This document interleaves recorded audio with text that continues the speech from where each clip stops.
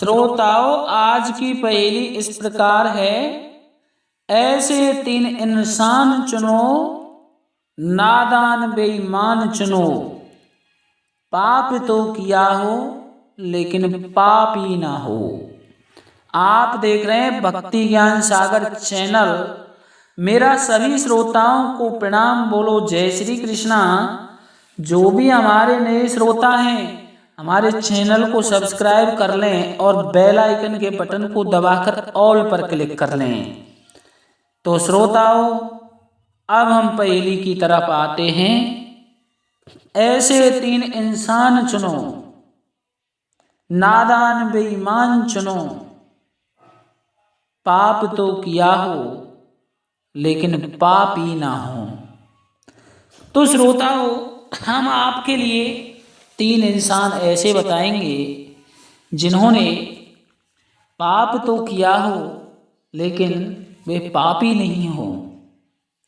सबसे पहले हम महाभारत की तरफ चलते हैं। महाभारत में द्रौपदी का चीरहरण हो रहा था। बड़े बड़े योद्धा बैठे हुए थे और दुशासन साड़ी को खींच रहा था, लेकिन वहां कोई भी व्यक्ति ऐसा नहीं था कि उस चीरहरण को रोक सके।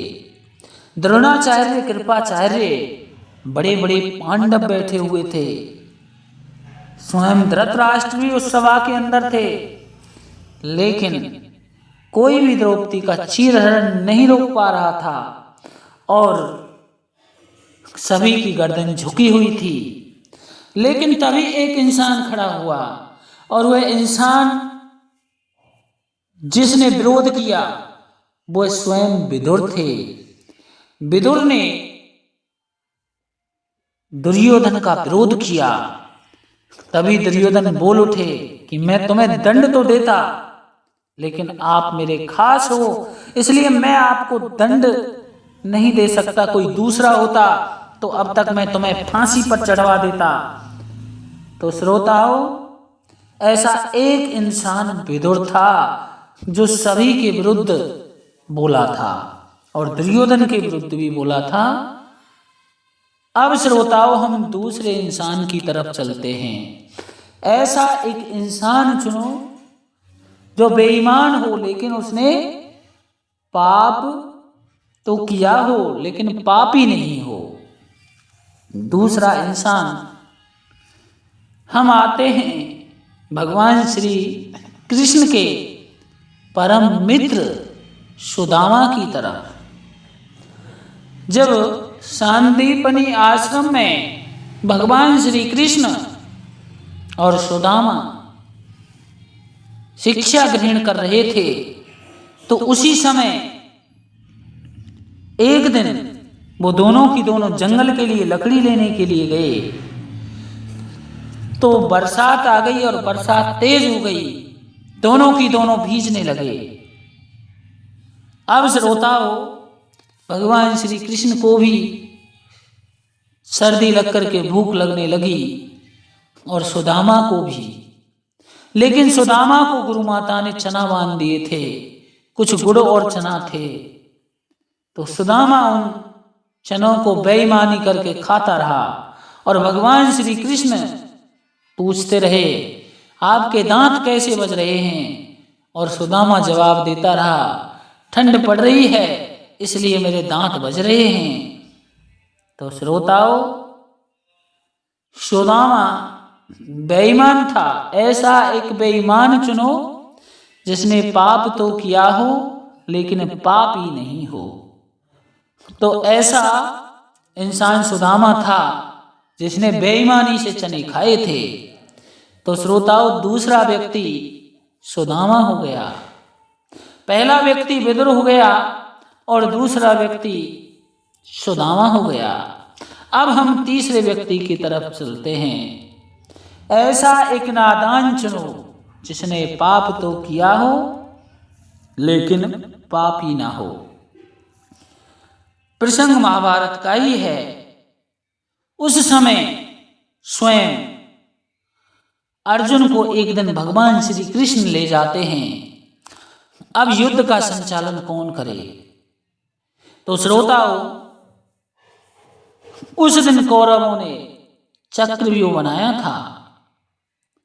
जब चक्रव्यूह बनाया तो चक्रव्यूह भेदन की कला कोई भी पांडव नहीं जानता था। लेकिन अभिमन्यु ने बोला कि चक्रव्यूह को भेद तो मैं सकता हूं, लेकिन वापस आने की कला मेरे में नहीं है, वो मैं नहीं जान पाया। तो भीम बोला, अगर एक बार हम उसके अंदर घुस गए फिर तो मैं गदा से ही तोड़ तोड़ के निकालना हूंगा। तो श्रोताओं, अभिमन्यु उस समय नादान था। ऐसा एक नादान चुनो, तो वो नादान अभिमन्यु था। और अभिमन्यु स्वयं उस चक्रव्यूह को तोड़ते हुए अंदर प्रवेश कर गया, लेकिन अब वो निकलने की कला नहीं जानता था।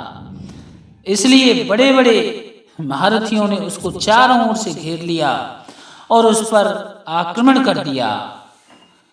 तो अभिमन्यु मारा गया। वह नादान था। अब उसने पाप तो किया था कि वो अकेला ही चला गया उसके अंदर, और उसको आदि विद्या आती थी, उसको जाना ही नहीं था। तो वो तीसरा व्यक्ति जो नादान है वो अभिमन्यु है। अब श्रोताओं, हम हमारी पहेली पर आते हैं। ऐसे 3 इंसान चुनो, नादान बेईमान चुनो, पाप तो किया हो लेकिन पापी ना हो। तो श्रोताओं, ऐसे 3 इंसानों में पहला इंसान स्वयं विदुर जी आते हैं, जिन्होंने जब द्रौपदी का चीर खिंचा जा रहा था तो उस समय विरोध किया और पूरी सभा के विरोध में उतर आए। अब श्रोताओं, दूसरा व्यक्ति हमने बेईमान बताया है। तो बेईमान और कोई नहीं बल्कि सुदामा था, जो कि स्वयं ही चना खाते रहा। ऊपर से वर्षा होती रही और स्वयं पेड़ के अंदर चने खाता रहा। भगवान श्री कृष्ण पूछते रहे, हे सखे, तुम क्या खा रहे हो? तो सुदामा कहता रहा कि मेरे दांत बज रहे हैं सर्दी से। तो वह बेईमानी करके सभी चनों को खा गया, लेकिन वह भी पापी इंसान नहीं था। तीसरा जो इंसान है नादान, वो अभिमन्यु था, जिसको बहुत सारे योद्धाओं ने चक्रव्यूह में फंसाकर मारा था।